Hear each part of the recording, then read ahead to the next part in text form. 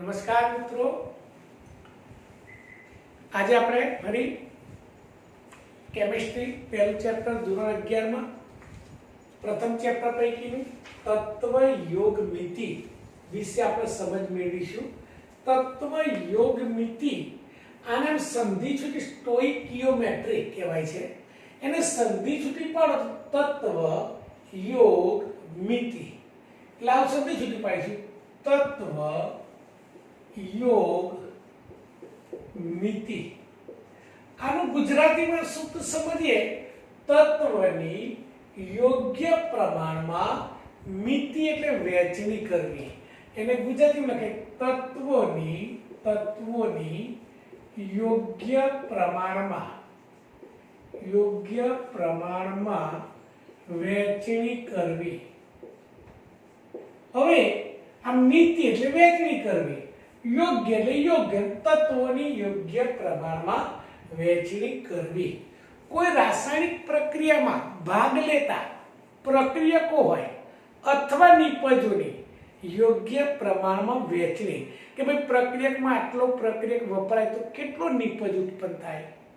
બે પ્રક્રિયક હોય તો એક પ્રક્રિયક આટલો વપરાય તો બીજો કેટલો વપરાય છે। બે નિપજ હોય તો એક નિપજ આટલી બને તો બીજી કેટલી બને। जो निपज आटली बनती हो तो प्रक्रिया केटલું વપરાય। આ ચોક્કસ પ્રમાણમાં વહેંચણી એને આપણે તત્વ યોગ મિતિ કહેવાય। એવું કહેવાય રાસાયણિક પ્રક્રિયામાં ભાગ લેતા પ્રક્રિયકો અને પ્રક્રિયામાં ભાગ લે છે એને આપણે પ્રક્રિયકો કહીશું અને પ્રક્રિયાને અંતે મળતી નિપજોની યોગ્ય પ્રમાણમાં વહેંચણી કરવી। પ્રક્રિયકો અને નિપજોની યોગ્ય પ્રમાણમાં વહેંચણી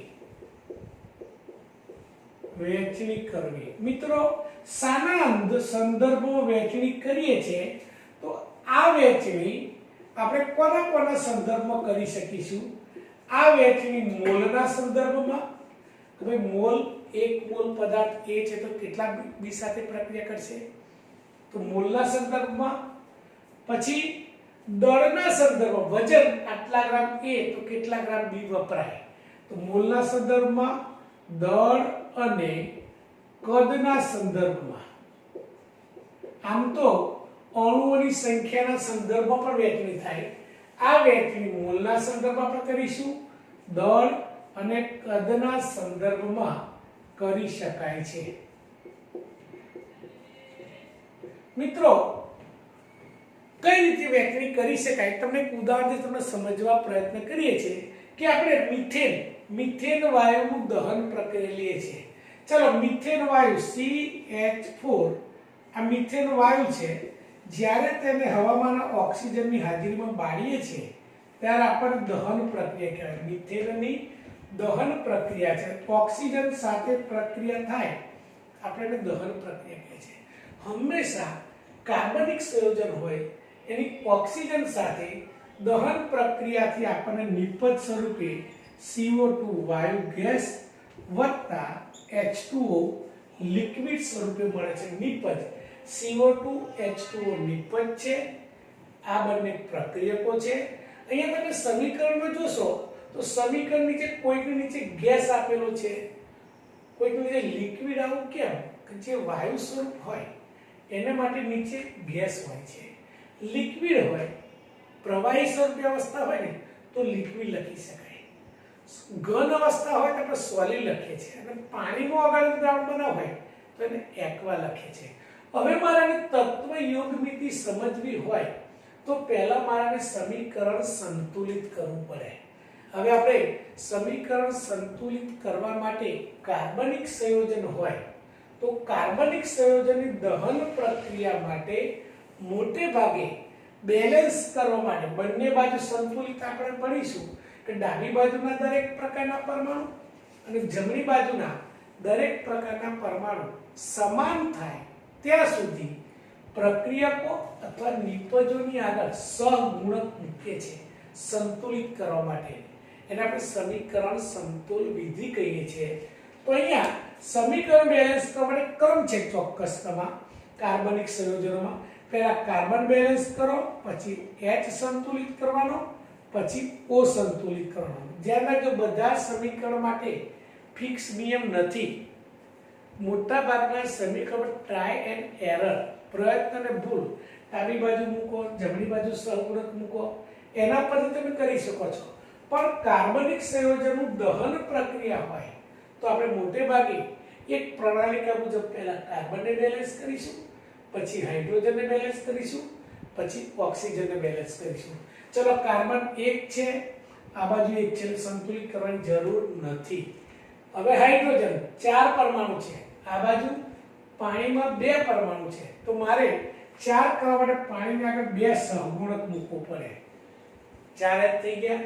હવે ઓક્સિજન ગણીએ તો CO2 માં 2 ઓક્સિજન છે, એક પાણીના અણુમાં 1 ઓક્સિજન, 2 પાણીમાં 2 ઓક્સિજન એટલે 4. તો અહીં આપણે 2 ઓક્સિજનના પરમાણુ મૂકી દઈશું. કોઈ પણ સમીકરણની તત્વ યોગમિતિ સમજવા માટે પહેલા સમીકરણને સંતુલિત કરવું જરૂરી છે. હવે આપણે આ સંતુલિત સમીકરણને મોલના સંદર્ભમાં, દળના સંદર્ભમાં, કદના સંદર્ભમાં એની વહેંચણી કેવી રીતે કરી શકાય, તો આ જ પ્રોસેસથી આપણે ઉદાહરણ લઈએ છીએ કે મિથેનની દહન પ્રક્રિયા માટે તત્વ યોગમિતિ કઈ રીતે વહેંચણી કરીએ એ પણ તમને સમજાવું છું. આના ઉપરથી ટૂંકા પ્રશ્નો ઘણા બધા પૂછી શકાતા હોય છે. તો પહેલા આપણું સમીકરણ છે, એમાં લખ્યું CH4 વત્તા O2 સંતુલિત કરીએ છે CO2 વત્તા H2O. અહીંયા બે લઈશું, લિક્વિડ છે, ગેસ છે, 2 O2 ગેસ, અહીંયા ગેસ. હવે આને આપણે વહેંચણી કરીશું ત્યારે આ રીતે કોષ્ટક બનાવીશું. જો અહીંયા ધ્યાન આપજો. પહેલા આપણે શાના સંદર્ભમાં વહેંચણી કરીએ છીએ એ લખીશું. હવે આ બાજુ પ્રક્રિયકો માટે વાત ચાલે છે અને આ બાજુ નિપજો. ચલો પ્રક્રિયકો આપણી પાસે 2 છે. કયા કયા છે? મિથેન વાયુ છે, ઓક્સિજન વાયુ છે. અહીંયા નિપજ પણ આપણી પાસે 2 છે. કઈ કઈ છે? કાર્બન ડાયોક્સાઇડ, CO2 અને H2O. હવે સમીકરણનો ઉપયોગ કરવાનો. અહીંયા ઓક્સિજનના 2 મોલ છે અને પાણીના 2 મોલ છે. હવે ધ્યાન આપજો, આ મેં સમીકરણ પહેલા મોલના સંદર્ભમાં વહેંચણી કરીએ. તો મોલના સંદર્ભમાં વહેંચણી કરીશું તો ચાલો જુઓ અહીંયા સમીકરણમાં મિથેનનો 1 મોલ, આગળ સહગુણક છે, મોલ બતાવે છે. તો મિથેનનો 1 મોલ ઓક્સિજનના 2 મોલ સાથે પ્રક્રિયા કરે. એટલે લખું મિથેનનો 1 મોલ ઓક્સિજનના 2 મોલ સાથે પ્રક્રિયા કરે તો નિપજ કેટલી બને? ફરી જુઓ, મિથેનનો 1 મોલ ઓક્સિજનના 2 મોલ સાથે પ્રક્રિયા કરે ત્યારે નિપજ સ્વરૂપ કાર્બન ડાયોક્સાઇડ ના આપ્યા હોય તો 1 ગણવાનો, CO2 ના 1 મોલ નિપજ બને અને પાણીના 2 મોલ નિપજ બને. તો પહેલા મોલના સંદર્ભમાં આવું વર્ણન કરી શકાય કે મિથેનનો 1 મોલ ઓક્સિજનના 2 મોલ સાથે પ્રક્રિયા કરે ત્યારે નિપજ સ્વરૂપે કાર્બન ડાયોક્સાઇડનો 1 મોલ અને પાણીના 2 મોલ બને છે. આ તમને મોલના સંદર્ભમાં પ્રશ્ન પૂછો તો પૂછી શકાય ભાઈ એક મિથેનની દહન પ્રક્રિયામાં કાર્બન મિથેનના 5 મોલ વપરાયા, મિથેનના 5 મોલ વપરાયા તો ઓક્સિજનના કેટલા મોલ વપરાયા હશે? આવો એક પ્રશ્ન છે. તો સૂત્રના પરથી બનાવીશું. મિથેનનો 1 મોલ વપરાય તો ઓક્સિજનના 2 વપરાય તો મિથેનના 5 કેટલા? તો 10 મોલ તમને જવાબ મળી શકે. કોઈ વાર આવો પ્રશ્ન પૂછાય, મિથેનની દહન પ્રક્રિયામાં ઓક્સિજનના 20 મોલ વપરાયા તો કાર્બન ડાયોક્સાઇડ કેટલો ઉત્પન્ન થયો હશે? તો તમે સૂત્ર મૂકીશો O2 ના 2 મોલ વપરાય તો CO2 નો 1 મોલ ઉત્પન્ન થાય, તો માટે 20 મોલે કેટલા, તો 10 મોલ તમારો જવાબ આવી શકે. આ ચારમાંથી કોઈ પણ એક પદ આપ્યું તો બીજું શોધી શકાય. એકના મોલ આપ્યા હોય તો બીજાના શોધાય, આના પરથી આના મોલ શોધાય, આના ઉપરથી આના મોલ શોધી શકાય. મિત્રો આ વાત તે થઈ આપણા મોલના સંદર્ભમાં વાત થઈ છે. બીજી આપણે કરીશું દળના સંદર્ભમાં. ચાલો, દળ એટલે વજન. વજન એટલે આણ્વીય દળ લેવાનું તમારે, અણુભાર લેવાનો. તમે જાણો છો CH4 નું આણ્વીય દળ, કાર્બનનો પરમાણુ ભાર 12, 4 હાઇડ્રોજનના 1 લેખી ગણીએ 16, તો હાઇડ્રોજન મિથેનના 16 ગ્રામ એનું આણ્વીય દળ લેવાનું. હવે અહીંયા O2 નું આણ્વીય દળ પણ 2 મોલ છે, 2 વડે ગુણવાના, તો O2 નું આણ્વીય દળ આપણે 32 બની ગયા. 32 ગુણ્યા 2 એટલે કે 64 ગ્રામ ઓક્સિજન. હવે વર્ણન કેવી રીતે કરીશું? 16 ગ્રામ મિથેન વાયુ 64 ગ્રામ ઓક્સિજન વાયુ સાથે તત્વ યુગ્મિત થઈ ગઈ. 16 ગ્રામ 64 ગ્રામ સાથે પ્રક્રિયા કરે તો કાર્બન ડાયોક્સાઇડ નું અણુભાર 1 મોલ છે એટલે 44 ગ્રામ CO2 વાયુ ઉત્પન્ન થાય. પાણી માટે એનું આણ્વીય દળ છે 18 ગુણ્યા 2 એટલે 36 ગ્રામ પાણી બને. આના ઉપર તમે સમજાઈ શકો છો પ્રક્રિયા કે મિથેનની દહન પ્રક્રિયામાં 16 ગ્રામ મિથેન વાયુ 64 ગ્રામ ઓક્સિજન વાયુ સાથે જ્યારે પ્રક્રિયા કરે ત્યારે 44 ગ્રામ કાર્બન ડાયોક્સાઇડ અને 36 ગ્રામ પાણી નિપજ સ્વરૂપે છૂટું પડે છે. આ તત્વ યોગમિતિ કહેવાય. હું પ્રશ્ન પૂછું કે મિથેનની દહન પ્રક્રિયામાં 32 ગ્રામ મિથેન વપરાયો તો કેટલા ગ્રામ 32 ગ્રામ મિથેન વપરાયો તો ઓક્સિજન કેટલા ગ્રામ વપરાયો હશે? તો દળમાં સૂત્ર મુકાય 16 ગ્રામે 64 ગ્રામ તો 32 ગ્રામે કેટલા. તો તમે એક દળ આપ્યું હોય ને તો બીજું શોધી શકાય. જેમ કે મિથેનનું દળ આપ્યું હોય તો ઓક્સિજનનું શોધી શકાય, ઓક્સિજનનું દળ આપ્યું હોય તો CO2 નું દળ શોધી શકાય, CO2 ના દળ પરથી પાણીનું દળ શોધી શકાય, પાણીના દળ પરથી મિથેનનું દળ શોધી શકાય, મિથેનના દળ પરથી O2 નું દળ શોધી શકાય. દળના સંદર્ભમાં આ મોલ પણ આ જ રીતે એકબીજામાંથી કન્વર્જન્સ કરી શકાય. ત્રીજું છે કદના સંદર્ભમાં. હવે મિત્રો STP તમે નામ સાંભળ્યું, સ્ટાન્ડર્ડ ટેમ્પરેચર એન્ડ પ્રેશર. પ્રમાણભૂત તાપમાન અને દબાણે કોઈ પણ વાયુનો 1 મોલ જથ્થો હોય, 1 મોલ જથ્થો લઉં છું, 1 મોલ જથ્થો કોઈ પણ વાયુનો એ 22.4 લિટર કદ ધરાવે છે. આ એક સાબિત થયેલું છે કે STP એ કોઈ પણ વાયુનો 1 મોલ એ 22.4 લિટર કદ ધરાવે છે. તો આપણે શરત યાદ રાખવાની, 1 મોલ બરાબર 22.4 લિટર. પણ ક્યારે STP હોય ત્યારે. હવે મિથેનમાં જુઓ, મિથેનનો કેટલો મોલ છે? 1 મોલ. STP એટલે કેટલું કદ લઈ શકાય? 22.4 લિટર. મિથેનનો 22.4 લિટર વાયુ, ઓક્સિજનના 2 મોલ છે એટલે 2 ગુણ્યા 22.4 લિટર બરાબર આવશે 44.8 લિટર. મિત્રો શું તત્વો એ બધી સમજીશું. મિથેનનો 22.4 લિટર વાયુ ઓક્સિજનના 44.8 લિટર સાથે પ્રક્રિયા કરે ત્યારે કાર્બન ડાયોક્સાઇડના 1 મોલ, હવે 1 મોલ કન્વર્ઝન કરો લીટરમાં તો 22.4 લિટર આપણને કાર્બન ડાયોક્સાઇડ વાયુ મળે છે. અને પાણી કેટલું છૂટું પડશે? પાણીના 2 મોલ છે. તમે જાણો 1 મોલ 22.4 લિટર, 2 ગુણ્યા 22.4 લિટર એટલે કે 44.8 લિટર. મિત્રો આ કદના સંદર્ભમાં તત્વો એકબીજી સમજવી હોય તો એવું વર્ણવી શકાય.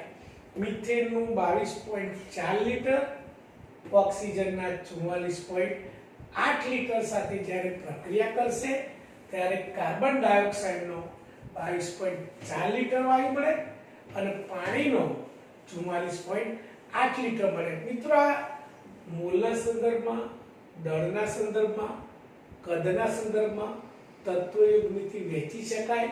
આના દરેક સમીકરણ જુદી જુદી પ્રક્રિયાઓ માટે તમને કોઈ પ્રશ્ન આપ્યો હોય તો પહેલા પ્રક્રિયાને સંતુલિત કરો, પછી જો અસાના સંદર્ભમાં પૂછ્યું છે મોલના સંદર્ભમાં, મોલના સંદર્ભમાં તો પહેલી લાઈન આપણે સૂત્ર કરતા બનાવીશું, દળના સંદર્ભમાં તો બીજી લાઈનનો ઉપયોગ કરીશું, ત્રીજામાં કદના સંદર્ભમાં ત્રીજી લાઈનનો ઉપયોગ કરીશું। કોઈક વખતે ક્રોસ થાય કે એકના મોલ આપે અને બીજાનું વજન શોધવાનું હોય તો મોલ પરથી મોલ શોધવાના અને મોલને આપણે આણ્વીય દળ વડે ગુણીશું એટલે આપણને વજન મળી શકે। તો MCQ માં કોઈ પણ પ્રકારનો પ્રશ્ન હોય તો પહેલાનું સંતુલિત સમીકરણ લખો, પછી એના મોલના સંદર્ભમાં શોધવાનું હોય કે દળના સંદર્ભમાં શોધવાનું હોય કે વજનના સંદર્ભમાં શોધવાનું હોય તો તમે શોધી શકો છો। તો આપણે તત્વયોગમિતિ દ્વારા એક પ્રક્રિયકથી નિપજ અથવા નિપજથી પ્રક્રિયક કેટલો વપરાયો હશે અને નિપજ કેટલી ઉત્પન્ન થઈ હશે તેની માહિતી આપણે મેળવી શકતા હોઈએ છીએ। તો આ તત્વયોગમિતિનો ઉપયોગ કરી આપણે પ્રક્રિયકો પરથી નિપજોનું પ્રમાણ શોધી શકીએ, નિપજોના પ્રમાણ ઉપરથી પ્રક્રિયકોનું પ્રમાણ શોધી શકતા હોય છે। ત્યારબાદ આની અંદર બીજો એક મુદ્દો છે સીમિત પ્રક્રિયક। હવે સીમિત પ્રક્રિયક એટલે શું છે પહેલા સમજી લઈએ। સીમિત પ્રક્રિયક માટે વાત ચાલે છે, પ્રક્રિયક બે હોય તો સીમિત પ્રક્રિયક છે। હવે સીમિત પ્રક્રિયક શું છે કે કેટલીક પ્રક્રિયાઓમાં લીધેલા પ્રક્રિયકો પૈકી એક પ્રક્રિયકનું પ્રમાણ બીજા કરતા વધારે હોય। દાખલા તરીકે હું લઉં A વત્તા B, આ બે ભેગા થઈ AB નિપજ બનાવે છે। હવે આપણે સીમિત પ્રક્રિયકની વાત કરતા કોને સીમિત કહેવું? ધારો કે આના A ના 5 ગ્રામ વજન લીધું, B નું 3 ગ્રામ વજન લીધું। હવે આ બે વચ્ચે પ્રક્રિયા થાય છે, તમે જાણો છો A ના 1 મોલ B ના 1 મોલ સાથે પ્રક્રિયા કરે તો AB નો 1 મોલ નિપજ આપણને બને છે સમીકરણમાં તત્વયુગ્મિતિ પ્રમાણે। એનો અર્થ આનો 1 ગ્રામ B ના 1 ગ્રામ સાથે પ્રક્રિયા કરે તો 1 ગ્રામ નિપજ બને છે। હવે આપણને શૂન્ય સમય છે, શૂન્ય સમય। હવે પ્રક્રિયા થવા મળી 10 મિનિટ પછી ધારો કે આનો 1 મોલ 1 ગ્રામ વપરાયો, ચલો આના બેના વપરાય તો આ ઉત્પન્ન થાય, ચલો 10 મિનિટ પછી આના 4 ગ્રામ થઈ ગયા, મતલબ 1 ગ્રામ વપરાયો તો આનો પણ 1 ગ્રામ વપરાશે, આના કેટલા થશે 2 ગ્રામ થશે। ફરી પાછી પ્રક્રિયા થઈ 20 મિનિટ પછી બીજો 1 ગ્રામ વપરાઈ ગયો એટલે 3 ગ્રામ થશે, અહીંયા 1 ગ્રામ થશે। હજુ આગળ પ્રક્રિયા ચાલશે 30 મિનિટ પછી જુઓ તમે આના 2 ગ્રામ રહેશે પણ અહીંયા 1 ગ્રામમાંથી કોપરે 0 ગ્રામ છે। હવે આટલા સુધી થયા પછી જેની જથ્થો ઓછો હતો પહેલા વપરાઈ ગયો, હવે વપરાઈ ગયા પછી તમે જુઓ પ્રક્રિયા આગળ વધતી નથી કારણ કે A ના 2 ગ્રામ છે, B નો 0 ગ્રામ છે। આ 0 ગ્રામ એટલે જેની જથ્થો ઓછો હતો પ્રક્રિયામાં પહેલા વપરાઈ ગયો, પ્રક્રિયા હવે આગળ થતી નથી એટલે હવે આગળ નિપજ પ્રક્રિયા થાય નહીં। તો આ જે જથ્થો ઓછો હતો એ વહેલો વપરાઈ જવાને કારણે ભલે એનો જથ્થો પડી ગયો છે વધારે પણ B જથ્થો વપરાઈ ગયો, આથી એ નિપજના પ્રમાણને સીમિત કરે છે। નિપજના પ્રમાણને સીમિત કોણ કરે છે? ઓછા જથ્થાવાળો પદાર્થ સીમિત કરે, આથી ઓછા જથ્થાવાળા પદાર્થને આપણે સીમિત પ્રક્રિયક કહીશું। તો સીમિત પ્રક્રિયક એટલે શું? જ્યારે પ્રક્રિયામાં બે પ્રક્રિયકો પૈકી એક પ્રક્રિયકનું પ્રમાણ બીજા કરતા ઓછું હોય તો ઓછા જથ્થાવાળો પ્રક્રિયક પહેલા વપરાઈ જાય છે એટલે પ્રક્રિયા આગળ જતી અટકી જાય છે, જેને કારણે બીજા પ્રક્રિયક પ્રમાણ વધુ હોવા છતાં પ્રક્રિયા આગળ જઈ શકતી નથી। આથી નિપજનું પ્રમાણ સીમિત કરે છે। આવા ઓછા જથ્થાવાળા પ્રક્રિયકને આપણે સીમિત પ્રક્રિયક તરીકે ઓળખીશું। તો તો સીમિત પ્રક્રિયક જેનો જથ્થો ઓછો હોય એને આપણે સીમિત પ્રક્રિયક તરીકે ઓળખતા હોઈએ છીએ। દાખલા તરીકે તમને એક બે ઉદાહરણ સમજાવું કે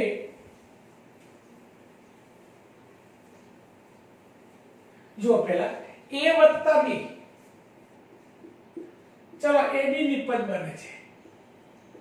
તમારે સીમિત પ્રક્રિયક ઓળખી બતાવવાનો છે।